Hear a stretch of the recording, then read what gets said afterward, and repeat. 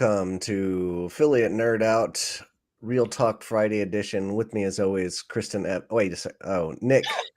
Nick I'm bogarting this meeting. Marchese is special guesting today. Welcome to the Nerdatorium again, young man. Yes, thank you. Thank you. I'm feeling very young these days. What have you got? What's poking you in the gut this week? Couple of things. That's a weird a weird way to approach that. But you know what? Hey, you do you, but man. Thanks. So we got a puppy a few weeks ago, and it has been very very interesting. It's been a long time since we've had a puppy in the house, and especially when we had the puppy in the house, it wasn't work from home, and the whole balance of the requirements of what a puppy has versus work and life. I tried to bring said puppy, who is absolutely adorable, into a client meeting yesterday. And because the clients want to meet her and she's awesome and they're awesome clients and I love working with them. So I had her on my lap and she was, of course, jumping all over the place and doing the cute things that puppies do as I'm trying to conduct a semi-professional meeting, talking about performance and partner updates and tracking integrations and all that. And she started squirming, wanted to get down. So I went to go stand up to get her off my lap. And this poor little 10-week-old puppy had her paws in between my leg and the armrest. So when I went to go stand up, the poor girl had her paw just kind of crushed and she just starts yelping and crying. And of course I feel like the biggest jerk in the world that I'm hurting my brand new puppy who is already an integral part of the family. And it's interesting because 10 years ago, 15 years ago, nothing like this could have ever happened. You don't work from home 15 years ago. That's not even a real thing, or if it is, it's just like 3 people in the US. Now it's like this dog is with me all the time. And my clients were joking because they're like, how do you get any work done? And I think that brings up a good thing to talk about today, which is work-life balance. Okay. And how we are so lucky to be able, at least folks like you, I, and Christen, and everyone who gets to work from home, is very easy to take something like this for granted. We get to do the things that other folks don't get to. And while we have talked about in the past the stress of entrepreneurship and life and all that stuff, there's always this massive silver lining that underlines everything here, which is the fact that we get to be home with our family, with our brand new puppies. We get to do these things that so many other people in the world don't get to do. And it is we're among, I think, the luckiest people in the world. For sure. I mean, if you go through you can complain all you want about working from home, about the concept of not being in a social environment when you and I are social people. Right. That's probably the biggest downside, but the upside's just catapult way above all the pros. I'm not spending anything on gas ever.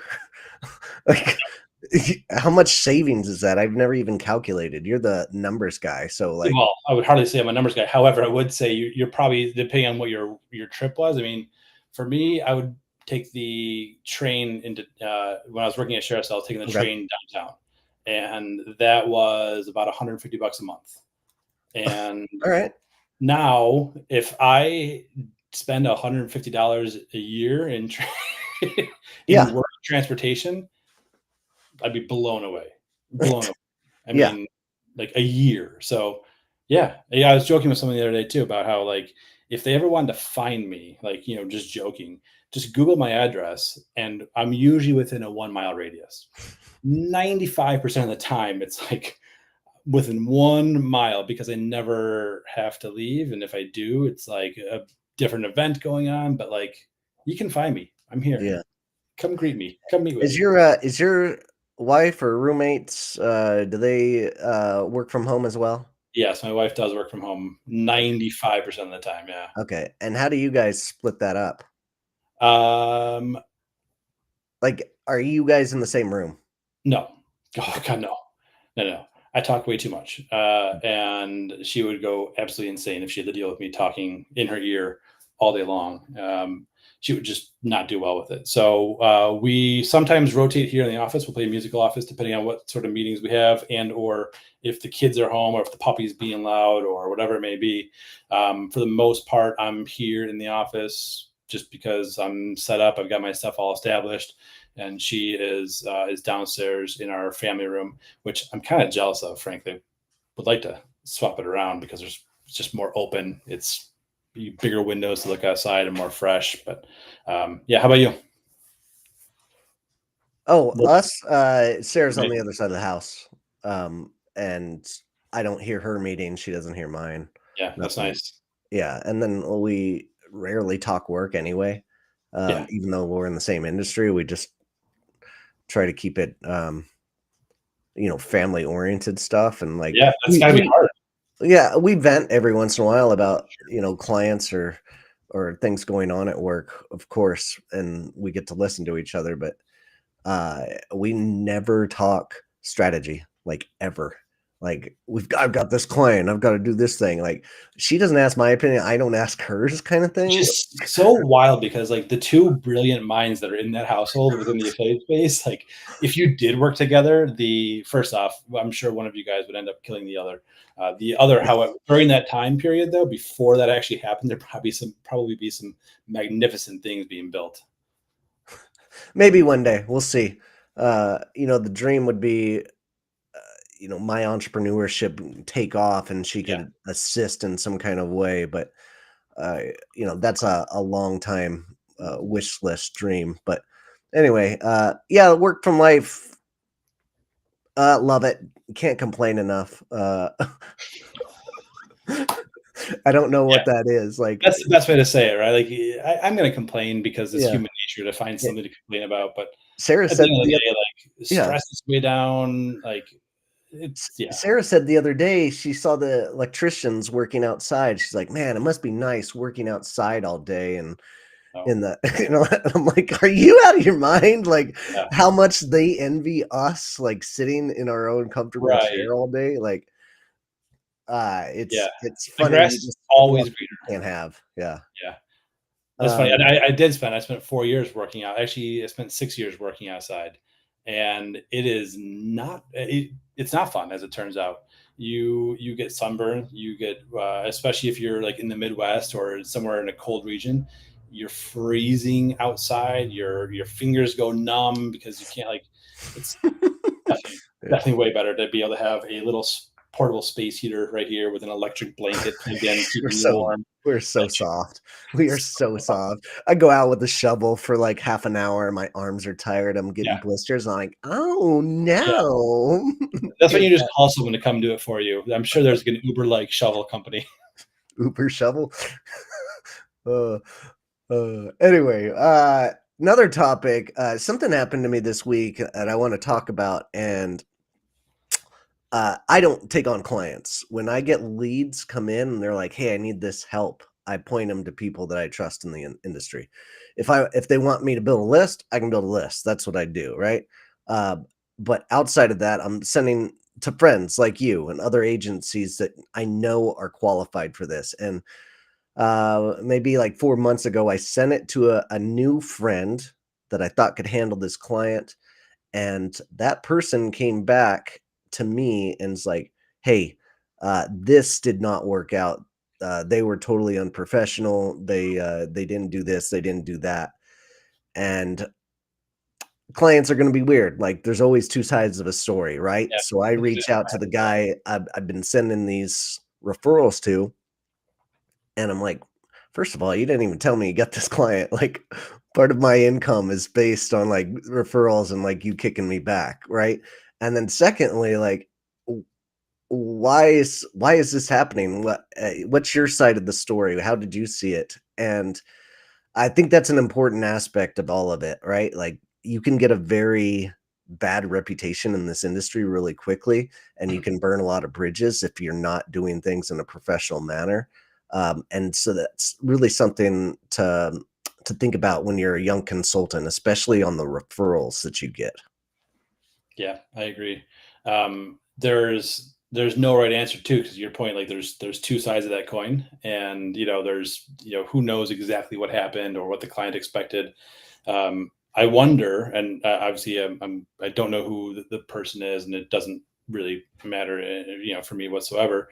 But is there almost like a pre-vetting process that you can go through with these friends to figure out what their strategy is like? Is what, and I guess the other question too, was it non-professionalism or was it non-performance based on satisfaction? I think it could be a little bit of both. Hey, what's up, Kristen? Good to see you. Uh, Hey, I mean, good to not see you. good I to don't know have what you to see say. us. Yeah, yeah. Good to have Thank you you. see us. It's perfect. Um, I would say, young in your consulting career, you probably don't set expectations like you should with Yeah, clients. yeah, Either you have this blind confidence that you're going to do well with every client, or that you learn this process of like, hey, it's not going to work out with everything. I love your model of like, give me 3 months to prove the concept is working. yeah, And you do really well with that. Can you explain like your yeah. strategy when you handle clients? Yeah, absolutely. And there is no right, there's no right, there's no wrong way to do it. Everyone's going to be different. But my personal approach is like I will pre-vet the client the best I can. I'll go to whatever publicly accessible information I can find as far as how many reviews there are, what traffic is like. I'll have to take a little bit of faith in them as far as what site conversion rates look like and other channels or how they're performing. I take everything that they say with a bit of a grain of salt. No offense to any of my clients, but I anticipate that some of that those numbers you're giving me are probably the best, your peak numbers, Yeah. and that we're somewhere probably in the middle from what a norm it might be. Um, but once I'm talking to them, my approach on this is like I don't want to get married with someone right out of the gates. I want to know Yeah. that my approach is going to work for them and that their approach is going to work for me, and it has to be a mutually beneficial relationship. I do not have any interest in locking right out of the gates into someone with a contract that's 12 months long before I'm even working with them, because what if while I can maybe get exposure and bring revenue, but what if there's a conflict of personality? And, Mhm. I think that's a big part of it too, because there's a lot to say about the relationship that you have with your clients. And Dustin, we've talked about how we're both kind of our superpowers are a lot oftentimes reflected in our ability to build and maintain relationships. That's kind of how I sell myself, is not necessarily like I don't ever promise guaranteed performance. In fact, I caution against guaranteed performance, because I used to guarantee performance and then COVID hit. And there's no way to know exactly when the next virus is going to take out half the half Yeah. the world's economy, and you don't know what's going to happen with that. So I've stopped forecasting, I've stopped giving guarantees on performance, and now my guarantee to clients is that I'm just going to bust my ass, I'm going to do my best for you, knowing that your goal is growth and that my goal is to keep you as a client by bringing you growth. So why don't we do this? If it's a new program, for example, I'll launch the program and we'll set like a 3-month trial window, and that after that 3-month window trial it renews. But the goal here being not necessarily on proven numbers at that point in time, but more so the term I use is proof of concept. Because especially if you're building out a program, or if you're even taking over a new program and you're cleaning it up, the way I see this is it takes, for a new program, it takes a month to get up and running to get launched, right? So clearly performance at that point in time is going to be zero. If you're taking over an older account, you need to get more acclimated with the account. You need to do your audits. You need to almost re-interview the partners who aren't the obvious ones. If it's the mass media publications that are driving scale and performance, leave them in, don't do anything. But for all the other folks, I want to interview them. I want to talk to them again. I want to build that new relationship with them and let them know that I'm going to be on their side to help them earn commissions, and I'm going to help them earn as much as they can. If that means I have to brainstorm with them content ideas, or make sure that they're compliant with with any sort of FTC compliance or anything like that, I'm going to do my best to do that. Yeah. So that's month one, is like framework. Yeah. Month two is great. Now I've already started also reaching out and prospecting for partners or doing whatever I do, but it's getting that to the next level. And then that third month, by the end of that third month, we should start to see some activity, some performance, depending on the partner, obviously, and depending on the brand. Everything is going to be a little bit different, but um, it's always based off of like actual proof of concept of is the affiliate channel with me going to work out. And if we get to that third month and I don't see performance and they don't see performance and I don't see potential and they don't see potential, I am more than happy to end the contract and even make a referral to someone who might be a little bit more qualified or more able to handle whatever the disparity is that I'm having. You know? Mhm. Yeah, yeah, that proof of life I think is super important, and then giving that client the decision to like, "Yes, you're doing good work. No, we wanna discontinue that." I feel like that's a really good way to go about it, as long as you keep that communication open of like, "Hey, I'm feeling a lot of these relationships starting to build out, and I think this is gonna work really well, Yeah. pretty soon." One other caveat of this story here is the agency themselves, was expecting like, expectations weren't there, right? He got paid up Oh. front, or she. Um, and then 3 months down the line, when it happened that they're going to end this relationship, he kept this CRM that he'd been building up with the relationships that he's been talking and people he's talking to.